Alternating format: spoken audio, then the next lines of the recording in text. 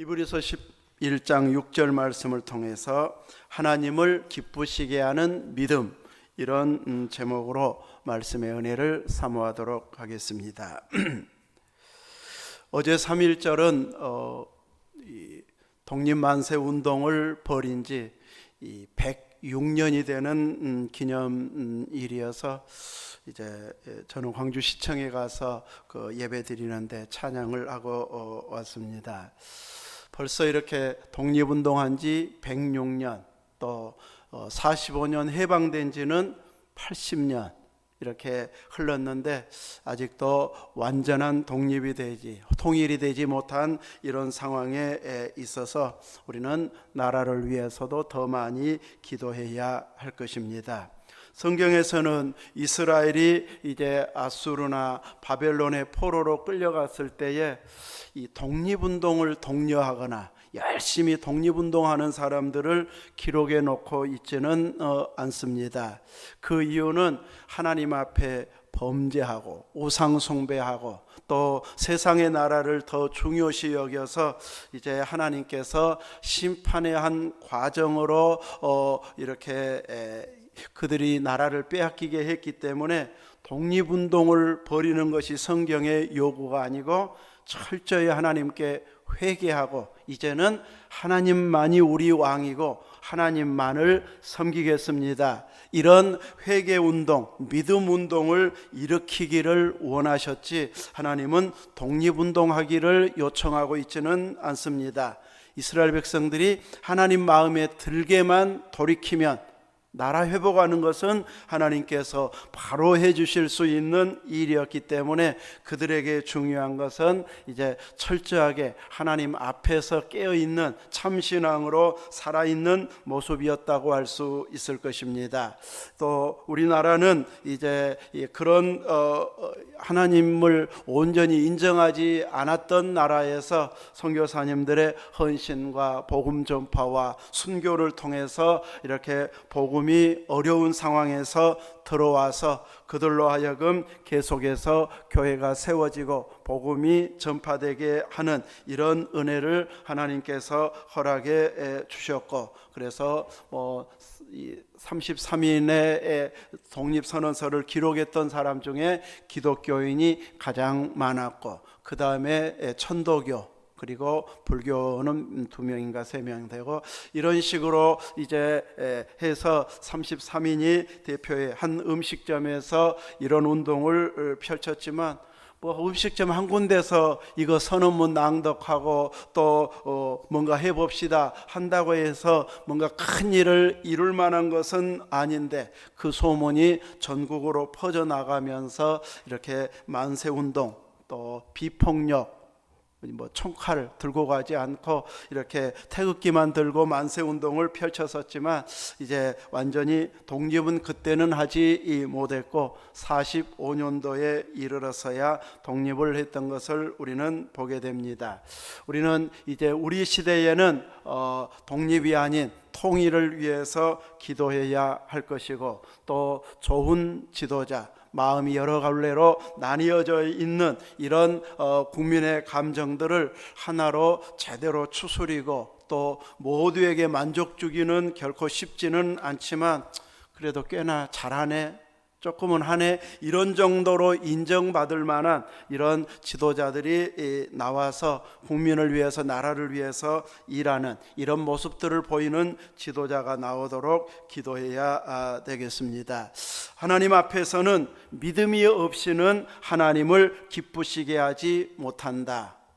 강대국이어서 하나님이 기뻐한다든지, 돈이 많아서 기뻐한다든지, 군사력이 대단해서 하나님은 기뻐하시지 않았습니다. 하나님을 기쁘시게 할 수 있는 길은 믿음이었습니다. 그 일이라고 하면 나도 할 수 있겠네, 이런 자세가 우리의 자세여야 할 것입니다. 젊어야 하나님을 기쁘시게 할 수 있다면 나이 든 사람은 하나님을 기쁘시게 할 수 없고, 건강해야 하나님을 기쁘시게 한다면 건강이 안 좋은 사람은 하나님을 기쁘시게 할 수 없을 것이고, 또 이렇게 돈이 많아야 하나님이 좋아하신다면 돈 없는 사람은 하나님을 기쁘시게 해드릴 수도 없는데, 하나님을 기쁘시게 하는 것은 믿음이라고 표현하고 있기 때문에 어린아이도 청년도 장년도 노년도, 가난한 사람도 부유한 사람도, 또 인종 색깔이 다 다른 자들 누구든지 하나님의 기쁨이 될 수 있는 이런 모습을 갖추려면 믿음이 있어야 된다는 것을 깨닫게 해주고 있습니다. 하나님께서 내 모습을 보면서 기뻐할 만한 믿음으로 여러분을 보실 때 흡족해 하실까요? 나보고 하나님께서 기쁨을 이기지 못하시는, 너무너무 좋아하시는 이런 모습이 되어진다면 우리는 그만큼 믿음이 충만해 있는 자라고 할 수 있을 것입니다. 그러나 믿음이 없다면, 믿음이 없이는 하나님을 기쁘시게 하지 못한다, 하나님이 기뻐할 사람이 되지 못한다고 말합니다. 우리나라는 작년에 노벨상을 받을 이런 일도 있었습니다. 언론에서 조금은 이야기했지만 그렇게 많이 도 안 나오고, 대단히 축하할 일이어도 막 자기들에게는 불리한 이런 내용이 있는 사람들은 오히려 막 반납해달라고, 막 취소해달라고 요구하는 사람까지 생겨날 만큼 이렇게 인기를 못 얻게 만드는 경우도 있었지만, 노벨상을 타서 세계인들이 부러워하고 최고의 권력을 가지고 또 재력을 가지고 많은 사람이 부러워할 만한 대단한 업적을 남겨서 사람들에게 인기가 있다 할지라도 그 일로는 하나님을 기쁘시게 하지 못한다는 것을 성경은 말하고 있습니다. 물론 노벨상을 받으면서 믿음이 깊으면 하나님이 기뻐할 사람이 되어질 수 있고, 또 이 정치인으로 혹은 재벌로 있으면서도 하나님을 잘 섬기는 믿음이 있다면 그 위치나 역할을 통해서도 분명히 하나님을 기쁘시게 할 수 있게 될 것입니다. 우리는 이렇게 하나님을 기쁘시게 할 만한 믿음이 있어지도록 끊임없이 믿음을 구하는 자가 되어져야 할 것입니다. 우리들은 나보다 똑똑하고 나보다 훌륭한 일을 많이 하고 나보다 무엇이든지 앞서간 사람을 부러워할 것이 아니고, 우리 믿음의 사람들은 나보다 더 깊은 믿음 생활을 하고 있는 이런 사람들을 부러워할 수 있어야 되고, 시기심으로 부러워하는 것이 아니라 나도 저분처럼 따라가야지 이런 마음을 가지고 부러워하게 되면 우리의 신앙은 금방 또 그만큼 자라가는 계기가 되어질 것입니다.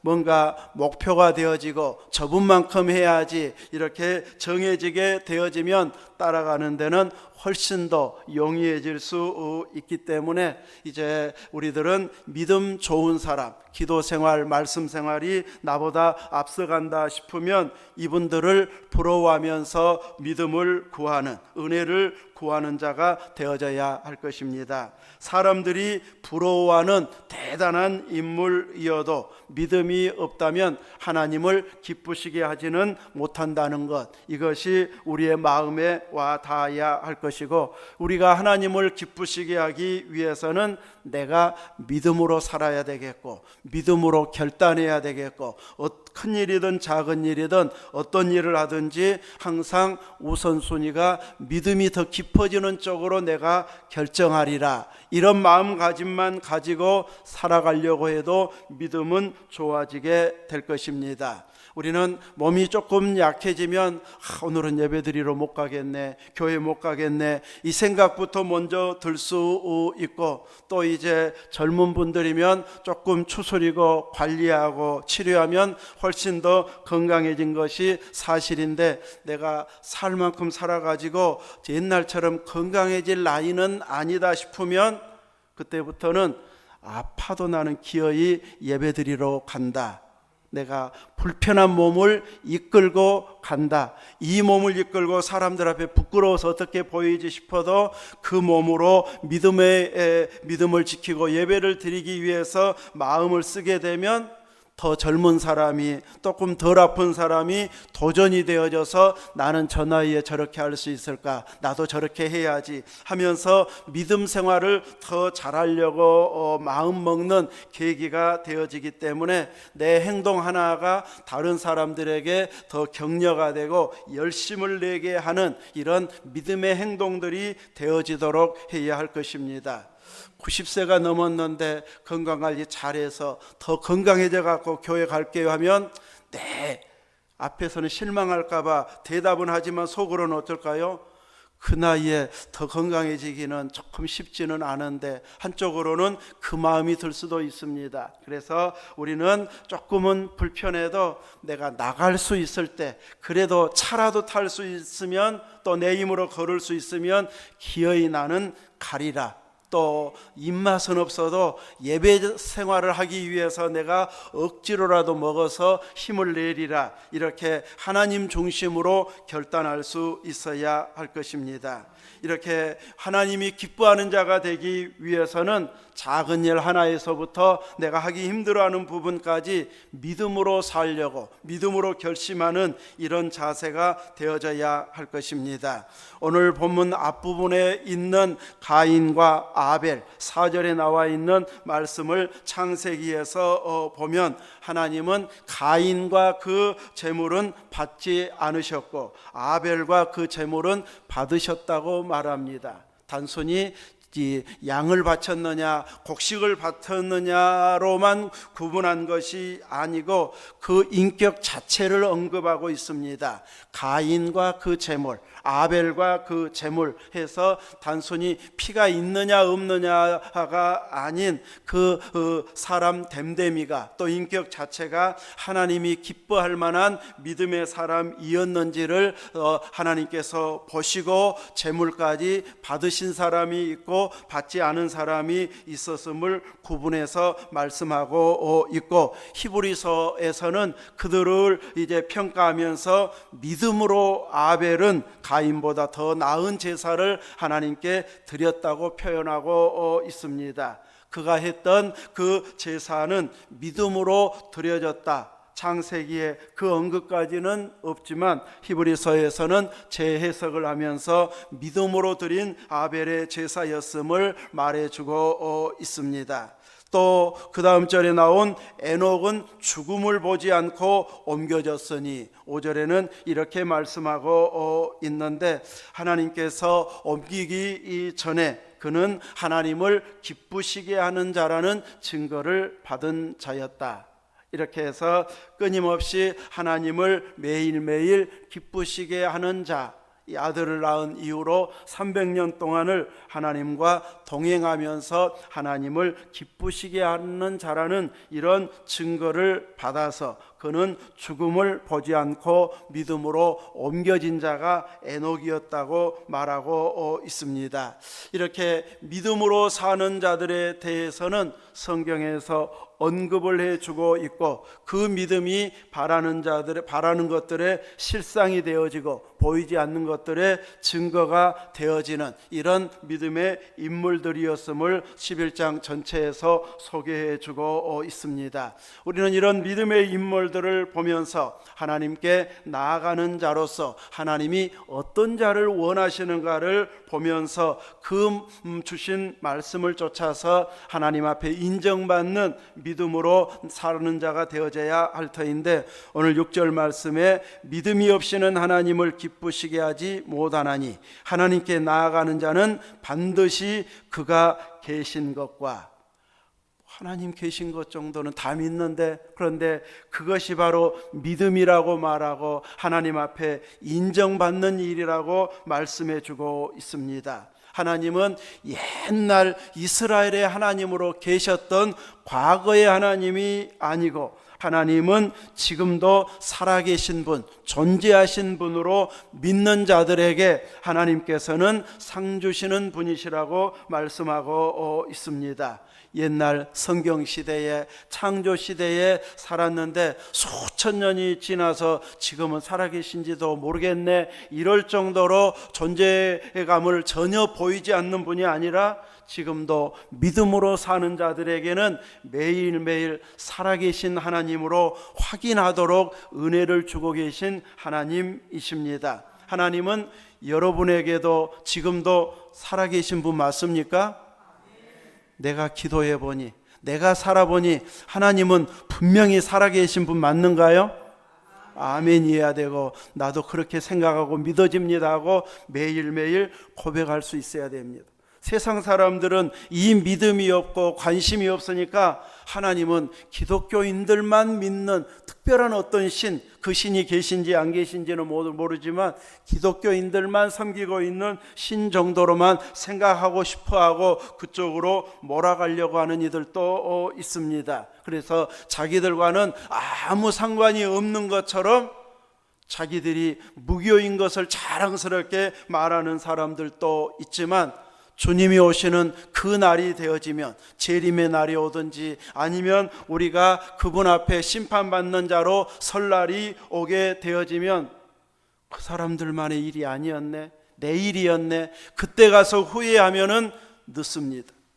부자와 나사로의 비유에서의 부자처럼 거기가 계신 줄 알았더라면, 저 좋은 곳으로 나사로가 갈 줄 알았더라면 내 형제들이라도 내가 있는 이 불구덩이로는 안 와야 되는데 하면서 나사로를 살려 세상에 보내가지고 제발 이곳에 오지 말게 해주십시오, 그렇게 부탁하고 싶을 정도로 지옥불이 타오르는 그것이 생생한 현실이었습니다.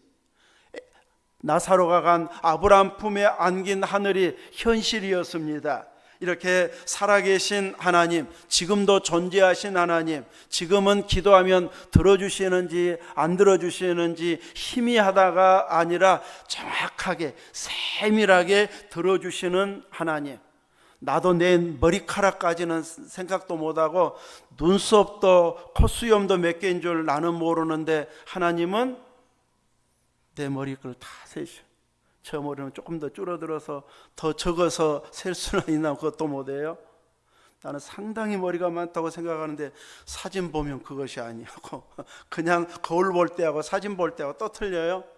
이렇게 하나님께서는 우리의 머리털까지도 세신 바 된다. 그것도 일정하게 몇만 개, 몇십만 개 막 이래가지고 하나도 별로 변함이 없어서 아시는 것도 아니고, 매일 몇십 개가 빠지고 몇십 개가 다시 나고 매일매일 달라지는데도 하나님은 정확하게 알고 계신 하나님이시라면 기도할 맛이 납니다.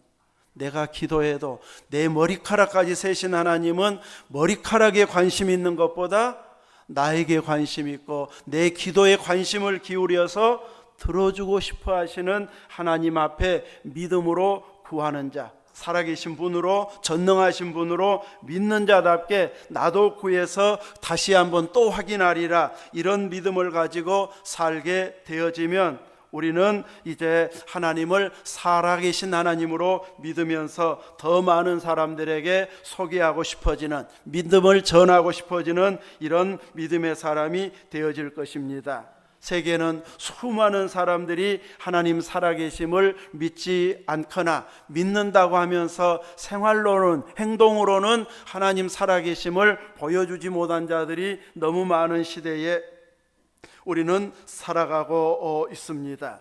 그들은 세상이 부러워할 만한, 이런 세상에 부러워할 만한 자는 많을지 모르고, 또 우리가 부러워할 만큼 멋지게 사는 사람들은 많이 있을지 몰라도 믿음 없이 사는 사람들은 하나님 앞에서는 부끄러운 삶을 살고 있는 자들이 되어질 것입니다. 우리는 하나님 살아계심을 믿는 자답게 먹든지 마시든지 무엇을 하든지 나는 하나님의 영광을 위해서 사는 것이 나의 목표다, 하면서 잘 먹고 열심히 건강관리해서 내 입을 열어 하나님 참 좋으신 분입니다, 내가 찬양하고 내가 감사하고 그 하나님의 마음을 온전히 헤아려서 내가 행동으로 열매 맺고 있는 이런 믿음으로 사는 것, 이것이 지금도 살아계신 존재하신 하나님으로 믿는 자다운 행동을 보이는 것이 되어질 것입니다. 또 한편으로 오늘 6절에서는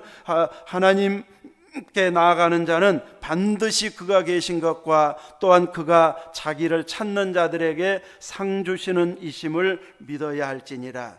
자기를 찾는 자들에게, 하나님 찾는 자들에게 하나님은 무엇을 주신다고 말씀합니까? 상 주신다.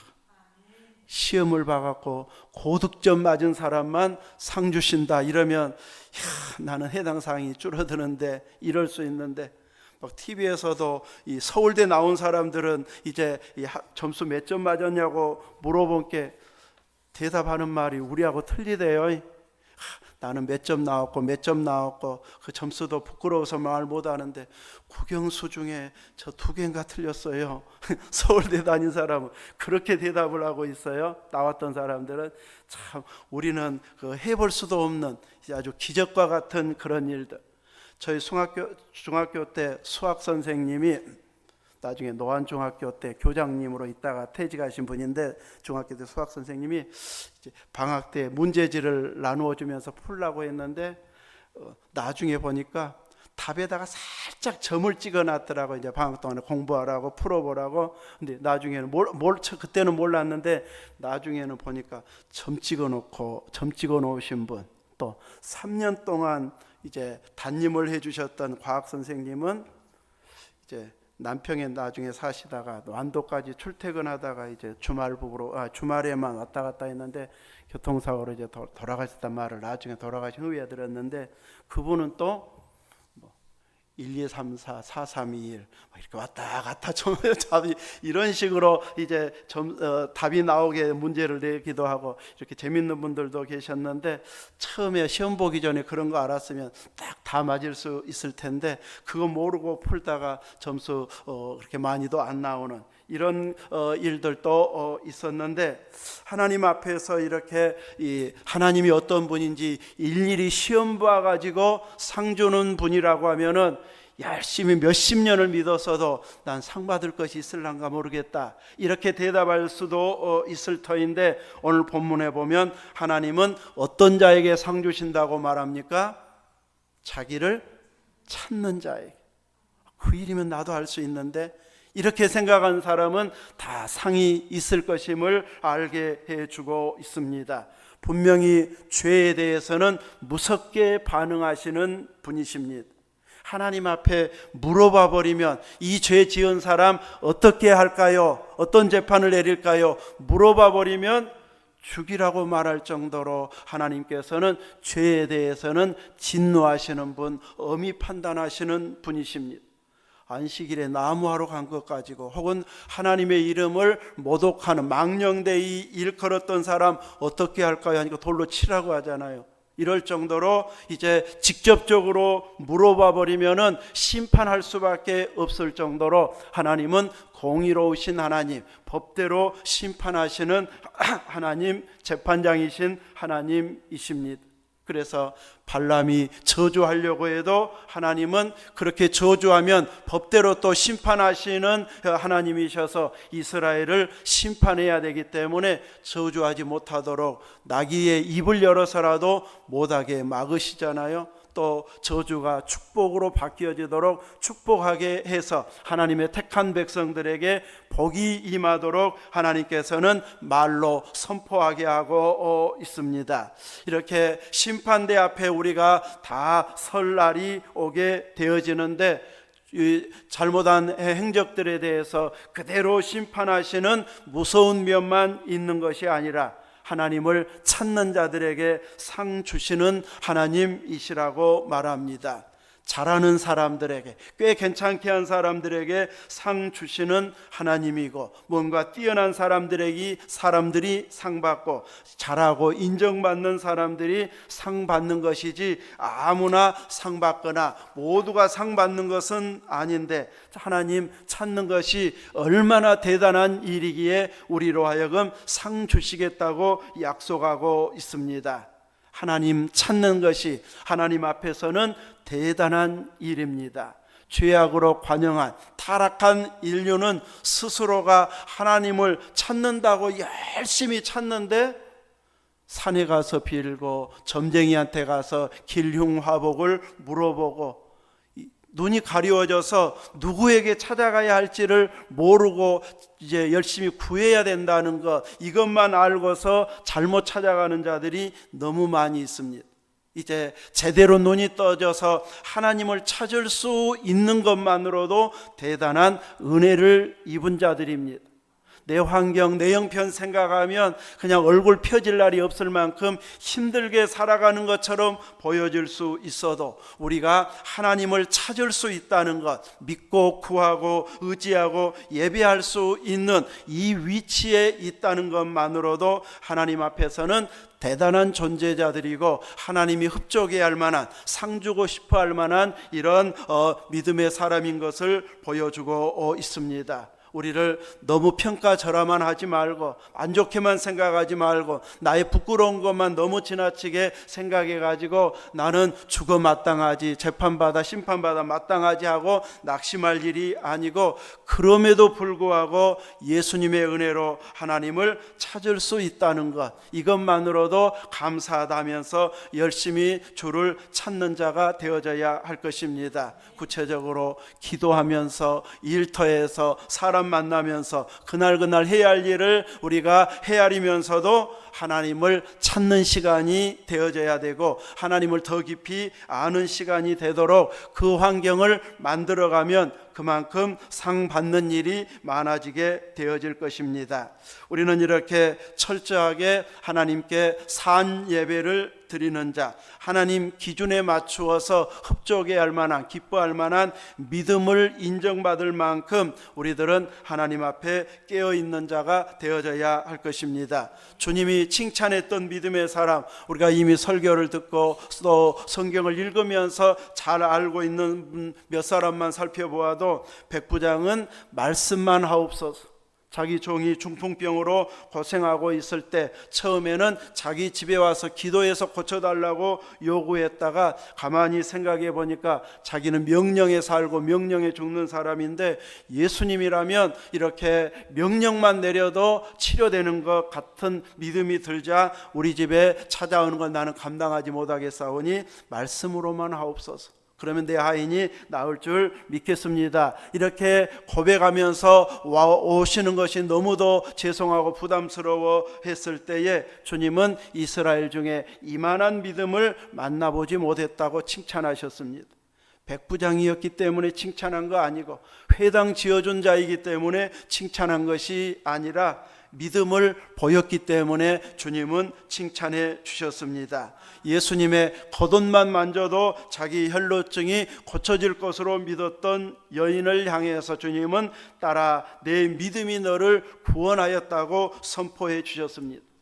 자기 병 고치기 위해서, 이분이라면 내가 옥자락만 만져도 내 병이 나을 것 같은 믿음이 생겼을 때 사람들이 부정한 자라고 욕먹을 수 있는, 돌 맞을 수 있는 상황인데도 몰래라도 내가 옷을 만져야지, 이런 믿음으로 나아갔을 때 그는 믿음대로 예수님의 옷을 만짐으로 치료가 되어졌고, 주님은 그 믿음을 드러내셔서 어떤 믿음을 가져야 할지를 말씀해 주고 있습니다. 마지막 한 사람 더 언급한다면 수로보니게 여인의 믿음. 이제 귀신 들린 딸을 고쳐달라고 요청하는데 주님은 냉정하게 말합니다. 자녀의 떡을 취하여 개들에게 던지는 것이 마땅치 않다.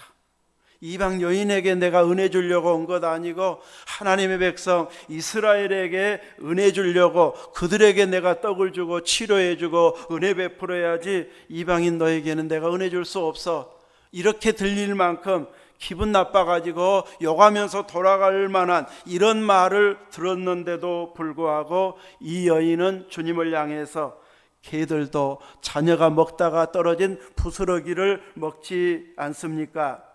이렇게 부스러기를 먹는 개로 자기를 취급하는 이런 말을 했어도 그것 때문에 상처받는 것이 아니라 자녀들이 먹는 또 남겨서 떨어뜨린 그 부스러기를 개들이 먹는 것처럼 이방인 자신에게도 자기 딸에게도 그 부스러기 은혜라도 주시기를 소원했을 때에 주님께서는 딸아 내 믿음이 그 믿음을 칭찬하시면서 이제 그 딸을 고쳐주시고 있습니다. 하나님의 심판을 선언했음에도 불구하고 롯의 사이들은 농담으로 여겨서 살 기회를 놓쳐버리는 이런 자들이 오늘 우리 시대에 예수 믿어야 구원받는다고 전하는 말을 농담으로 여긴다든지 전혀 믿어지지 않는 말로 여기는 이런 사람들도 동일한 심판의 날이 되어질 수 있기에 우리들은 한 영혼 한 영혼을 위해서 더 많은 영혼들을 위해서 전도하면서 그들이 심판 대상이 아닌 구원의 은혜가 임해서 하나님을 기쁘시게 할 자들이 이 믿음의 사람들이 더 하나씩 늘어날 수 있도록 힘써 복음을 전하는 자리에 있기를 주님의 이름으로 축원합니다. 아멘.